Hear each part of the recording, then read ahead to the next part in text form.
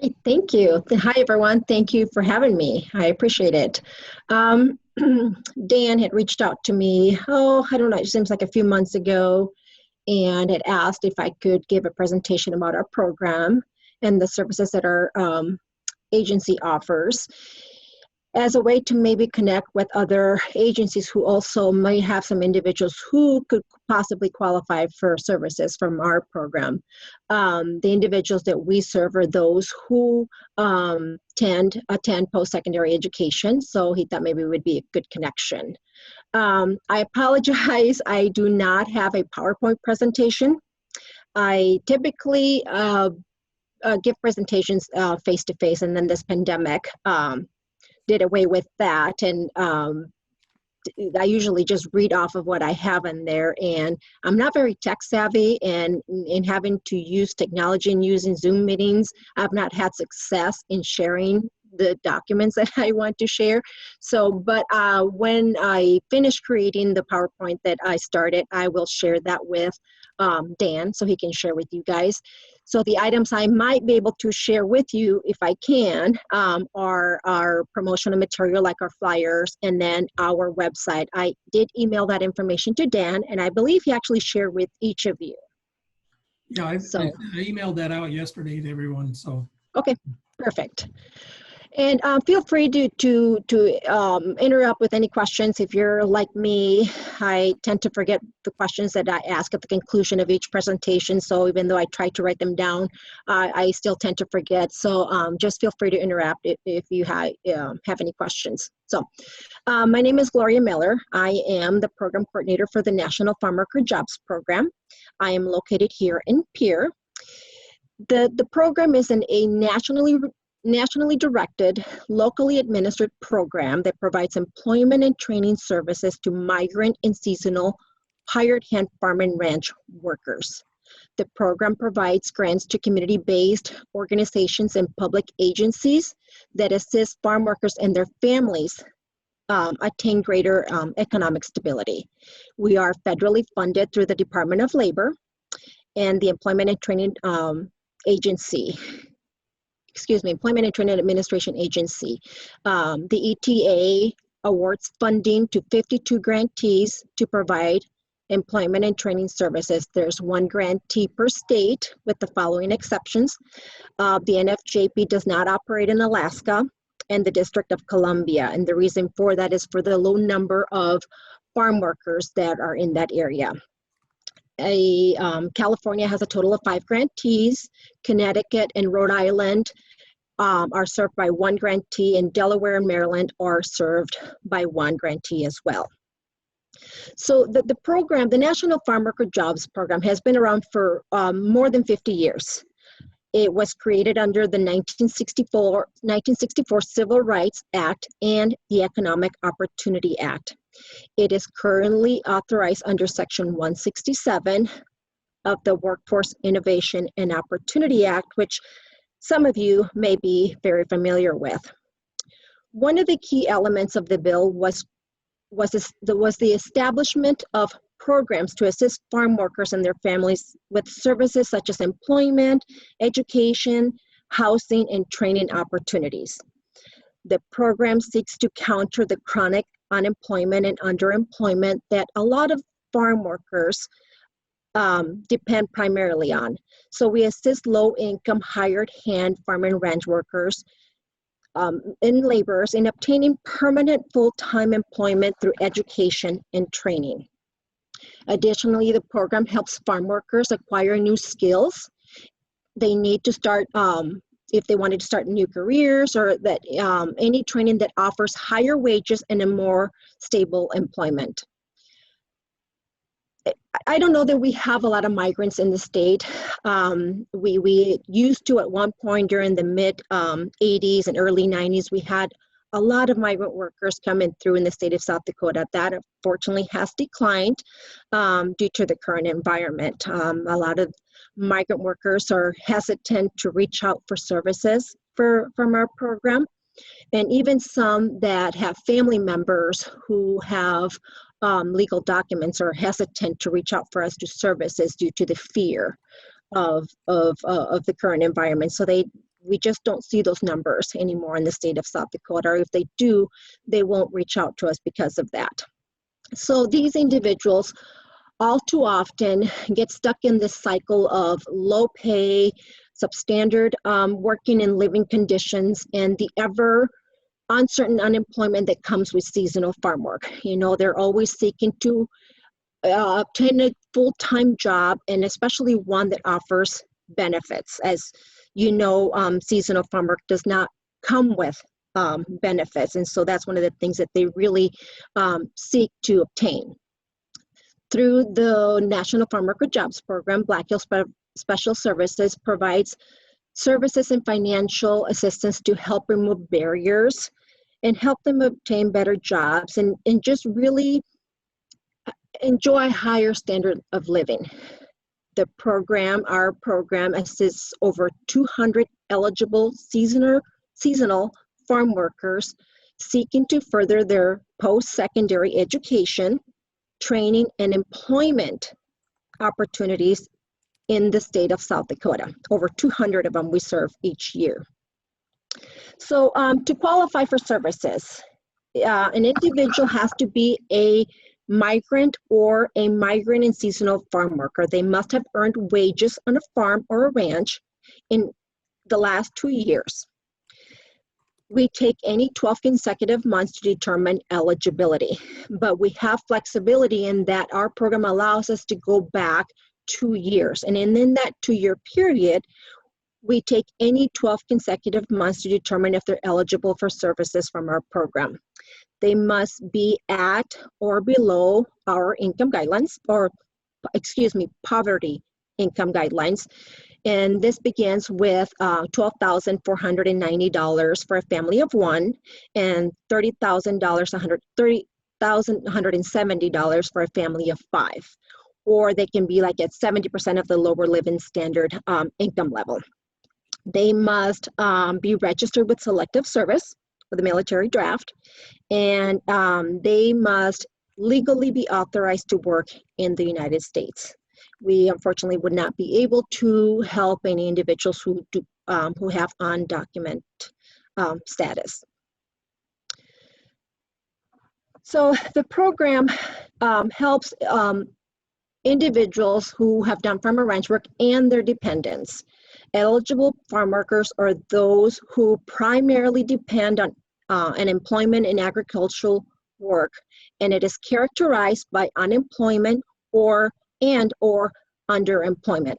A seasonal farm worker is defined as a farm worker who has been primarily employed in agricultural labor, and a migrant farm worker is a seasonal farm worker whose agriculture requires that individual to travel to a job site and is not able to return to their permanent residence or to their home. A lot of people confuse that. They find that a migrant worker is just a Spanish-speaking individual, and that's just not the case. We can have individuals who are migrant workers. Let's say if they travel from Aberdeen to Fulton to do a farm job, there would be considered a migrant seasonal farm worker. I hope that makes sense. Some examples of qualifying farm work are raising livestock, beef, cattle farming and ranching, nurseries, dairy farm, fish farming, beekeeping, corn, rice, wheat, potato, and bean farming. We rely on a link, and I can't think of the name, is North American Industry Classification System, that provides us with a list of multiple items that would be considered farm work. However, that varies from the farm work for the duties that an individual does. For example, we've had individuals who come to us who worked on a farm building fences around the farm to keep the cattle that was being raised there, and that is considered farm work. So what we ask people to do is, if you come across anyone who has done any farm or ranch work or works on a farm, lives on a farm, or depending on the work that they do, it very well could be considered qualifying farm work. So we just ask that they reach out to one of our case managers and we will make that determination. These are just some of the examples that I provided to you, but the list is very long. So some of the services, the program services offered depend on the needs of individuals. Each individual has different needs. So our case managers determine this during the intake process and during the in-depth interviews that they have with the participant. They do this during assessment of an individual, and during the pre-screening or intake process, our program requires staff to provide priority of service to veterans and spouses of certain veterans for the receipt of any employment and training services. Our case managers, this is something that they're required to ask of every individual that seeks services from our program, because priority of service to veterans will be offered to that individual first. The following career services are available through our program. We have basic career services, individualized career services, training services, supportive services, related assistance services, and follow-up services. Under basic career services, these things include like outreach, intake and program eligibility, skills assessments, job seeking services, information and services available through the American Job Center, also known as Job Service through the Department of Labor and Regulation. So our case managers conduct outreach and recruitment in the entire state. Due to the pandemic, that has limited our outreach activities significantly. So what our case manager now are resorting to doing is doing outreach and recruitment through the use of social media. They use this as an outreach and recruitment tool. And we have created a website. Like I said, again, this is something that Dan shared with you. If you are able, see if I can share my screen.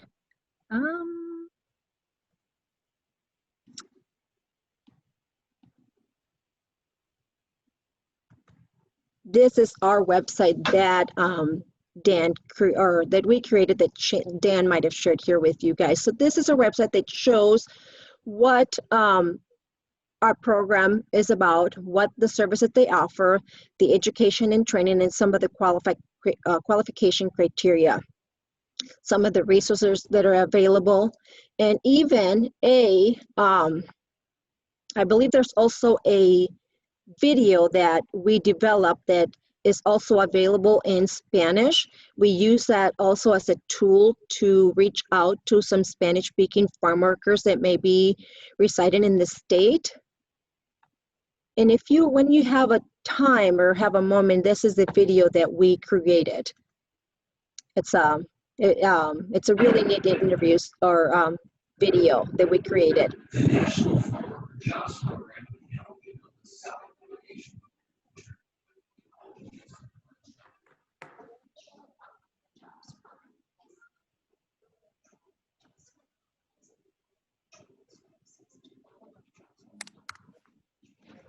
So I don't want to go through the entire video, but when you get a moment, if you're able to, I encourage you to look at that. The video is also in Spanish. All you have to do is just put this CC in there, or this option here, the caption, and then you can just go in Spanish and it'll appear with the subtitles there at the bottom. So yeah, it turned out really well. It also has our contact information. So if you guys ever have any questions, you can reach out to one of our case managers. So it has success stories from participants that have benefited from our program. This is also listed on here. You can see that down here, and there's some testimonials. So it has worked out really well as an outreach and recruitment tool for those individuals that have done farmer ranch work and are seeking to educate themselves or find a job, and they can reach out to us that way. Updates are continually being made to the website, so all of the information is current. including some of the resources that are available on there. So this is continually being updated. It also includes the South Dakota's 211 Community Resource Helpline Center that is also here on our website. So this is one of the items that is under basic career services.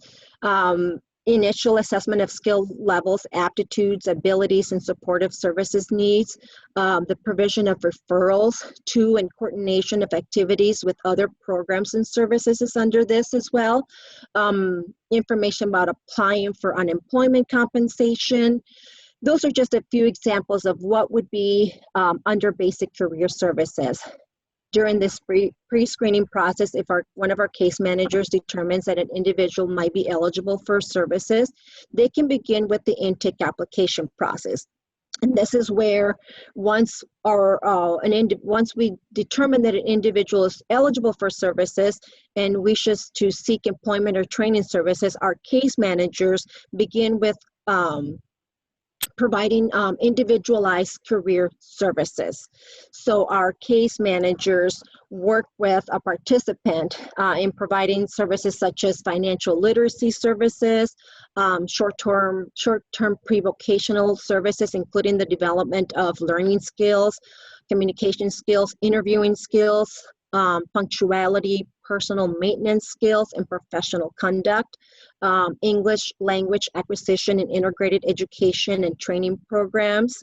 So then our case managers then meet with and work with an individual, and what we do is they create an individual employment plan. This individual employment plan is a 3-page document that was developed to document that individual's skills, and any training they might have received, any barriers that they might have that's preventing them from either pursuing training or education or employment goals. So our case managers work with these participants in completing this, and then it's adjusted throughout the participants' participation to make sure that it aligns with their employment and training goals that sometimes change when they first come to us or when they first are enrolled in the program. That changes as they continue throughout participation. So this is the document that they complete with them to make sure that the right training or employment goal is documented. If that individual wants to seek training, then we move on to the next layer of services that we provide, which is training services. So although a participant is not required to participate in basic career services in order to access training services, career services may be useful to assist our participants to determine what his or her training choice will be. So our case managers will make that determination for what career services will be necessary based on the needs of each participant prior to determining best choice of training services. So it might include adult education literacy activities, like activities with such as English as a second language. It could include occupational skills training. So this is like a former curriculum which is designed to help eligible participants obtain further training by providing assistance with school costs. So the individuals that we assist, the majority of individuals that we assist right now are those individuals who have graduated high school, who might have done farm or ranch work, and they're seeking to further their education to post-secondary. Typically, these individuals are students who go to a technical school. And then it's usually a 2-year program. So we assist them for a total of 2 years. However, we do have individuals who are in college, and we're able to assist them if they're in their last 2 years of college. After they complete their training or their education, our case managers work to help that individual obtain and secure full-time employment in their field of choice. Another service that we provide is also on-the-job training. So this is where a program where an eligible participant learns a job at a work site. We offer a potential employer and on-the-job training in which we, Black Hills Special Services, the farm worker program, reimburses the employer up to 50% of that employee's training cost as an incentive for that employer to hire him or her permanently. So we utilize this job training as a training strategy to increase that individual's skills. We want them to incentivize hiring of participants. So it is provided under a contract between Black Hills Special Services and the employer, and this could be like in a public or nonprofit or private sectors. The OJT contract typically must be limited to a period of time required. If it requires additional time, we can extend the contract. If, let's say, we have an individual who is struggling with learning the job, that contract could be extended. And in some extenuating circumstances, we're even able to reimburse the employer up to 75% of that employee's wages. And like I said, those are in special circumstances. You know, we communicate with the employer, our case managers continually work with the participant or the employer, making sure that he or she is getting the training that they need. If they need any support, such as maybe tools that they may need for the job, those are things that our program is also able to provide. So along with that is what we also provide is supportive services. So supportive services are those necessary to enable the participants that we serve. We want them to continue participating in activities, and that could be employment or training. And so, or it could be a job, if it's an agriculture job that they want to keep, we can provide support services to them as well. Support services can be anything like assistance with transportation costs like gas, food, childcare, housing such as rental assistance, tools, like I said earlier, if they may need some tools for a job that they're training for, we can provide with those costs. For individuals who are in training, say enrolled in a post-secondary education or at one of the technical schools, we provide our students or the students that we serve a stipend, a check, or training costs. So it comes in the form of a stipend, and this a stipend check that's mailed directly to the participant, and that individual can use the money to pay for anything. It could be tuition, books, or any cost associated with school. It comes to them directly. We work with all the technical schools and they are aware of our program. So it works out really well.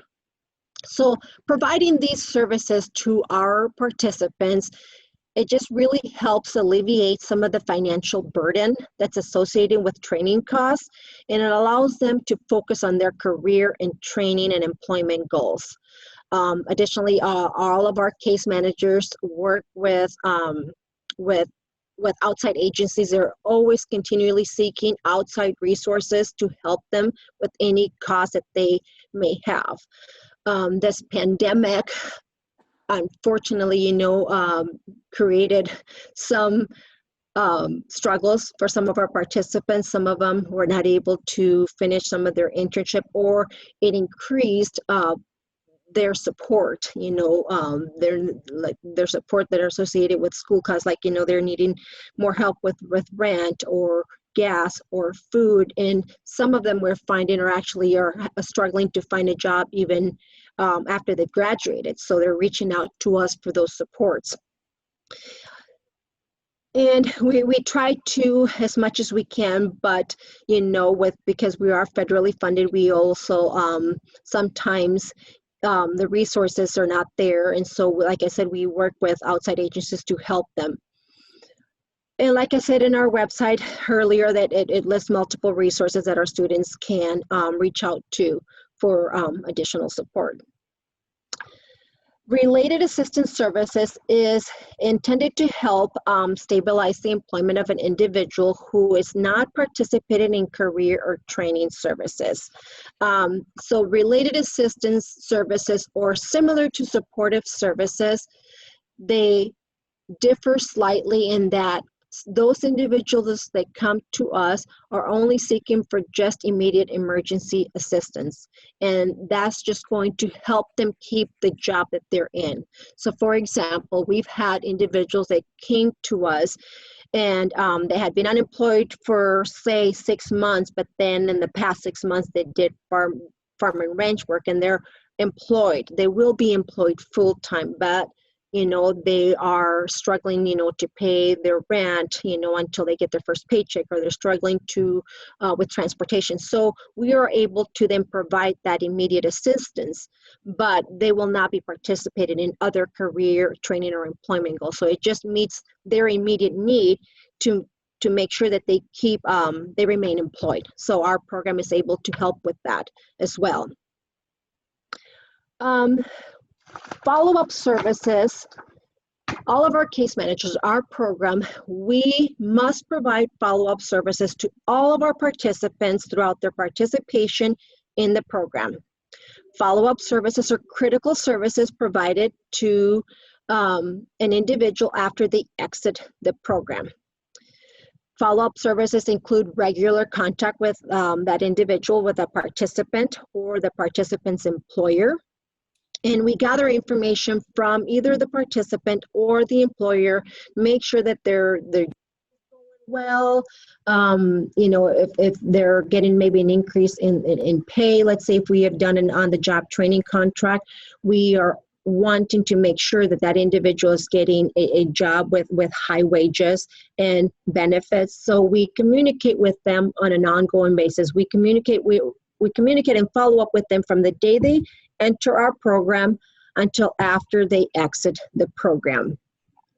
We address maybe any work-related problems, or if we have individuals who are in training and they're struggling to find a job after, our case managers work with those individuals to ensure that they obtain employment within their field of study, or if there are any other problems that may arise, we work to maybe hopefully address those so that they can become employed. It could be information like labor market information or employment information about in-demand industry sectors or occupations that are available in the local area. It could be, to help them prepare and transition from post-secondary education and training to employment. So those are part of follow-up services that we provide to our participants. When we provide follow-up service to an individual, typically it's for up to a year after they exit the program. So for example, we have individuals who came to us and they were enrolled in training services or employment services. When they exit the program, our case managers are required to follow up with them 12 months after they are job placed. So that means that our case managers remain in contact with that individual up to 12 months after they exited the program. This is to ensure, that they're employed, and then if there's any needs that need to be addressed, we can provide services to them to help them keep or retain that job. All of our case managers work with multiple of agencies in the state. We are continually working with partner agencies to provide services to farm workers. Our case managers design their assessments with individuals to determine if the participants that are seeking services from our program might also qualify for and benefit from other WIOA programs.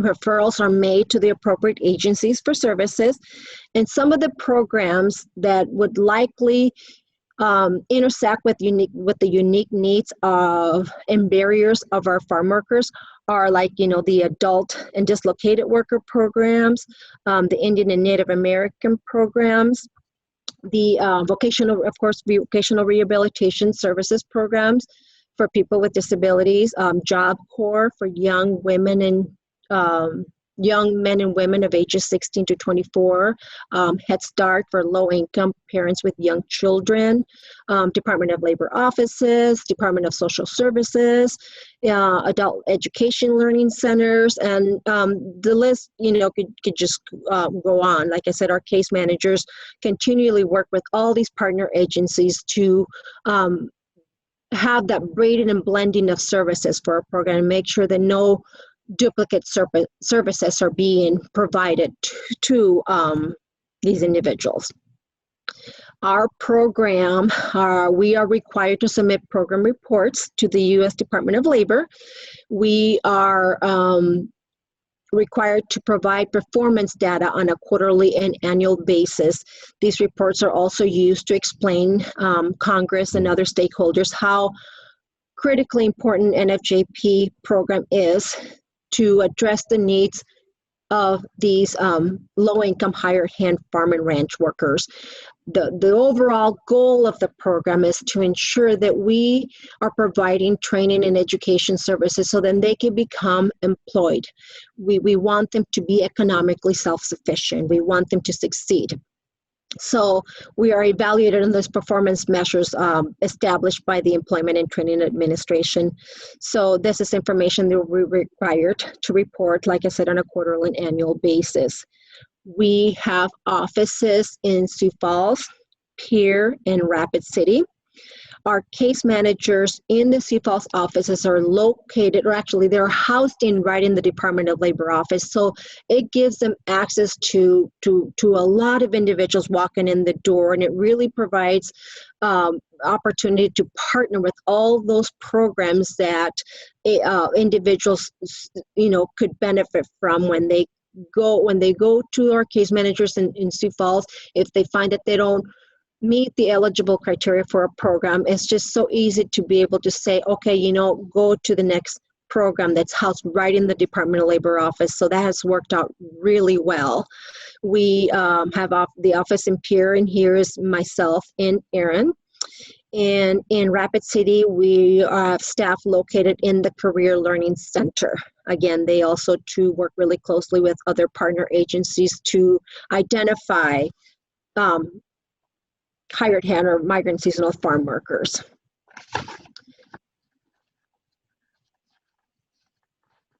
I believe that is all I have. Like I said, I'm going to provide this PowerPoint when I finish this to Dan, so he can share with you guys. Does anybody have any questions for me?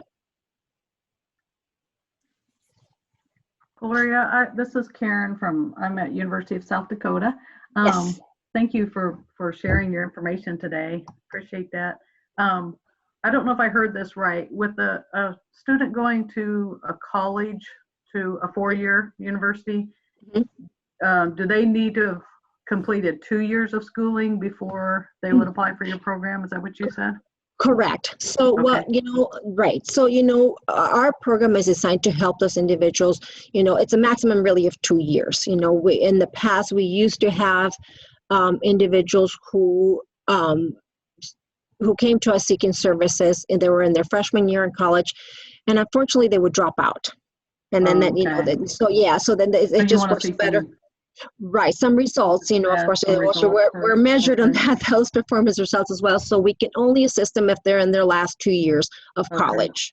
So, and we do have quite a few. As a matter of fact, our case managers work with the SDSU staff there, university there in Brookings, and a lot of them have like a dairy programs and, some programs that work with individuals who have done farm and ranch work. I know dairy is really big in the eastern part of the state.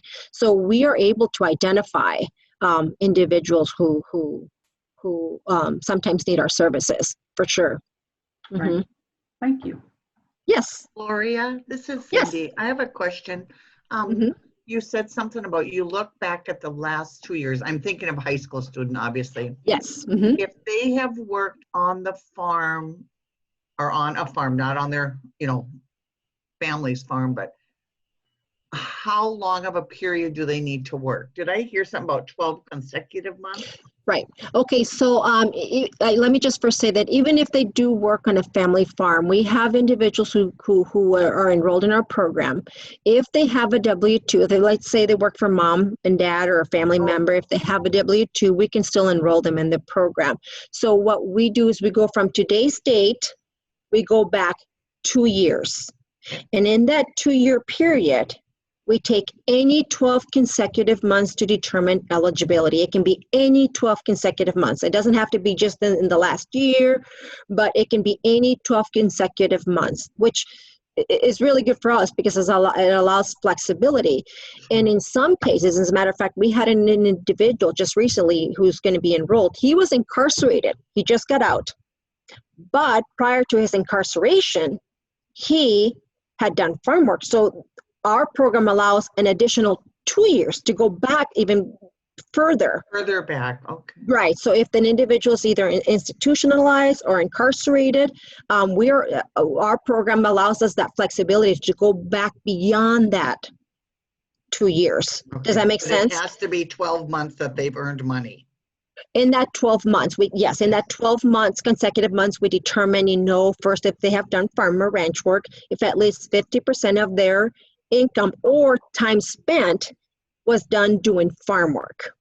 Oh, okay, I got it now. Yep. Right. Alrighty. So yeah, so like we might have some individuals who maybe work, let's say work for 12 months and they earn more wages doing, let's say, construction work, but they spend more time doing farm work.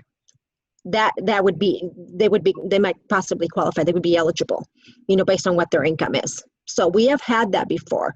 Or even like we've had individuals who come to us and let's say we're going back a year or 2 years and we take any 12 consecutive months. If we determine, let's say that their income was too high, one would think, well, they're not eligible.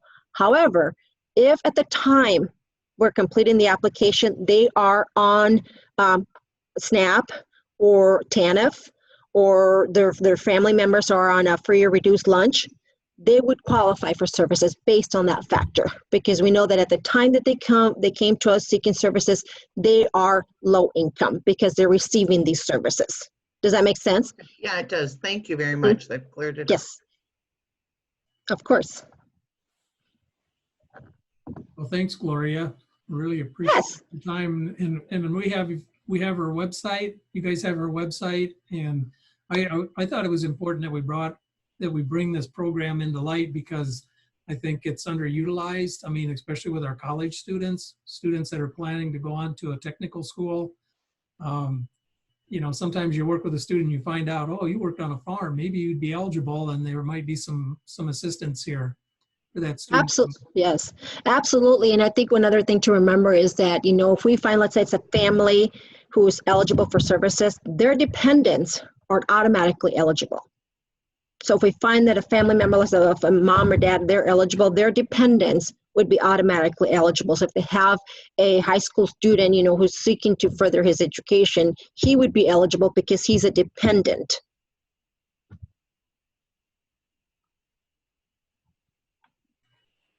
So yes, feel free to call. Like I said, the website has our contact information on all of our case manager. We're such a rural state, our case managers travel. They will travel where that participant is. I mean, they travel great distances to meet with them to determine, if they need our services. So please don't ever hesitate to reach out. I mean, even through Dan, he can reach out to us, myself, or one of our case managers. We would absolutely, do anything we can to try to help, for sure. Okay, thank you. Well, thank you so much. I hope I maybe get to meet with you guys again sometime. So thank you so much. I appreciate you allowing me to present. I appreciate it. Thank you so much.